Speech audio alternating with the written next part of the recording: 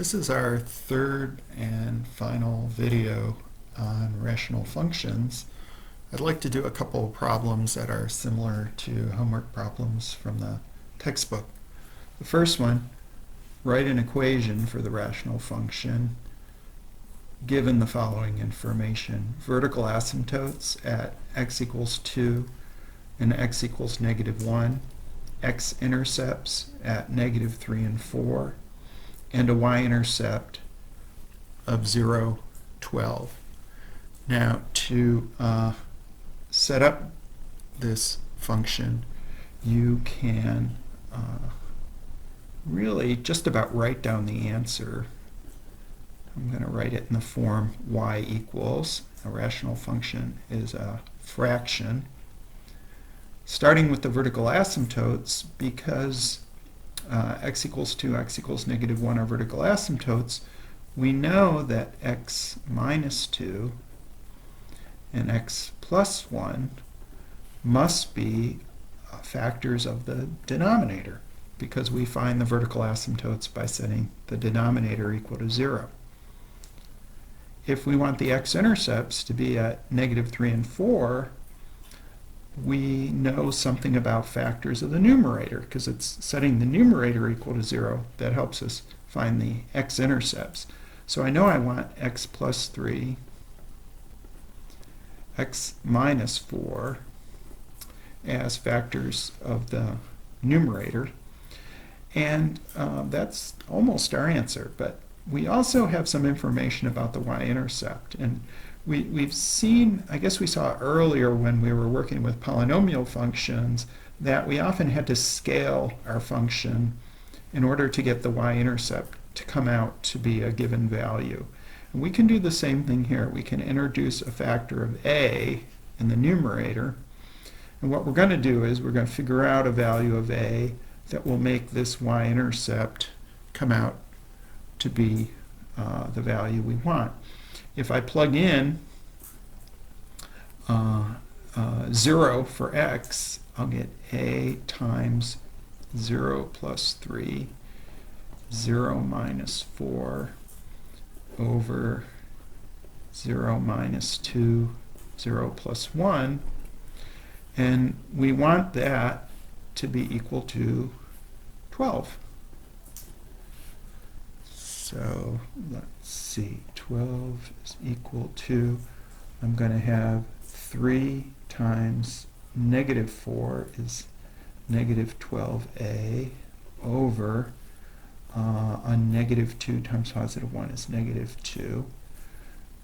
That's 12 is equal to 6a.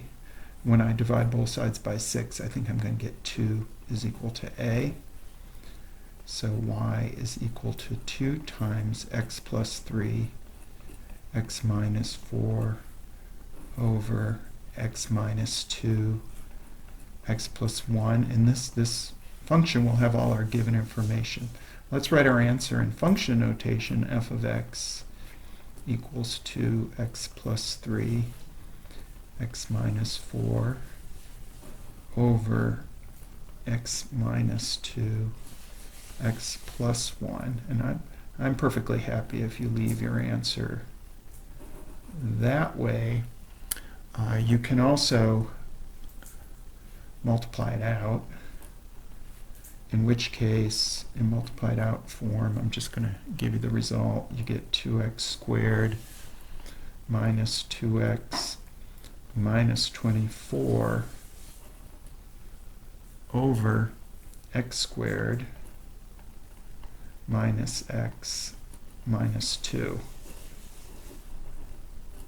Either way is fine. It's fine to stop with the factored form if you'd like.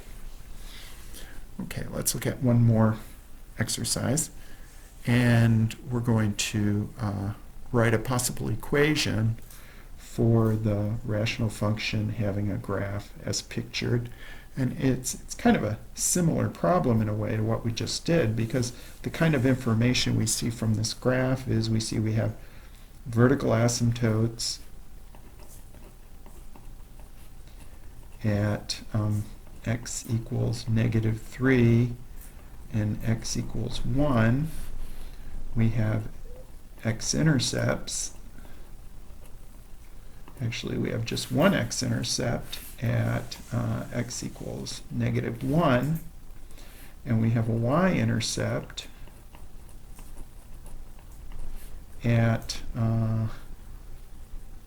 -2, right at y equals -2. So what we want to do is, of course, this corresponds to a point 0, -2 on the graph. This is a point -1, 0 on the graph. So we want to come up with a formula that will match this. There is one little twist to this that we haven't discussed yet, so let's start writing out our formula. Vertical asymptotes, I want a x plus 3 and an x minus 1. And x-intercept at x equals -1, so I want an x plus 1 factor in my numerator.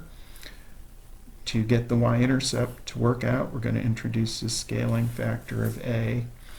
But there's still one more thing here we got to talk about, and it has to do with the fact that the behavior of the function around the vertical asymptote at -3, where these on both sides the branches are shooting off to infinity, that tells me something additional about the function. We've seen examples where I'm going to flip back one of our older examples that we did together.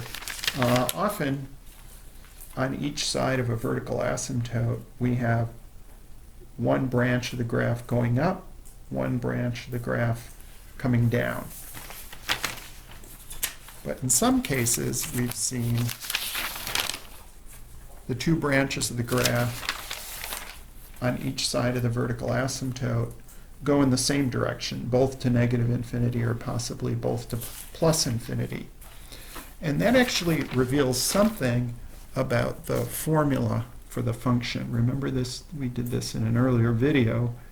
This function can be written as x minus 3 over that denominator, which we factored here on the side, has x plus 2 times x plus 2 is x plus 2 squared. It has that x plus 2 factor to the second power. In order for these, for the branches to both go to -infinity or both go to +infinity around a vertical asymptote, the factor that generates that vertical asymptote has to be to an even power, or squared. Squaring is the case we're going to see. If the branches go in two opposite directions, the factor has to be to an odd power. So in our breakdown, this would be like odd power, odd power. I think we're only going to see first power. And then for these two situations, you got to have even power. I think we're only going to see squaring or squaring. So what it comes down to in this example, in order to get this behavior at the -3 vertical asymptote, we need to have that factor of x plus 3 squared. So that's the tricky part of that problem. And we want x minus 1 to the first power because we have those branches going in opposite directions. So that's just a good old first power factor that will generate that kind of vertical asymptote behavior. And now we're going to plug in to get our y-intercept. We want to get -2 equals a times 0 plus 1 over 0 plus 3 squared, 0 minus 1. And so -2 is equal to a over, I think that's -9, right? So I'm going to get 18, positive 18 is a. So I'm going to write this in function notation now. F of x equals 18 times x plus 1 over x plus 3 squared x minus 1, I'm not going to multiply this one out, is the function we're looking for. Again, the tricky part was knowing that we had to have that one factor squared in the denominator. And let's see, can we fit? I guess we can fit everything on the screen right here. And that's our last video for rational functions.